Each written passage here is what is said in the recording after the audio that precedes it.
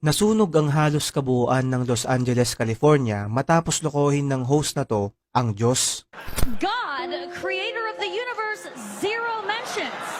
No surprise in this godless town. Mga kaibigan, nito lamang January 6 ay ginanap ang 82nd Golden Globe Awards na nangyari sa Beverly Hills, California. Ito ay pinamunuhan ng host na si Nikki Glaser at sa isang parte ng seremonya ay tila ba niloko nito ang Diyos at tinawag na godless town yung lugar na siyang pinagtawanan naman ng mga tao. Ang nakakapagtaka lang dito, 2 araw lang ang makalipas January 8 ay nagsimula ng magkaroon ng sunog sa southern part ng California na agad namang kumalat sa iba't ibang parte ng Los Angeles. Ngayon ay nasa 200,000 residente na ang lumikas sa kani-kanilang mga bahay dahil sa sunog at pati nga ang bahay ng sikat na American icon na si Paris Hilton ay isa rin sa mga naapektuhan.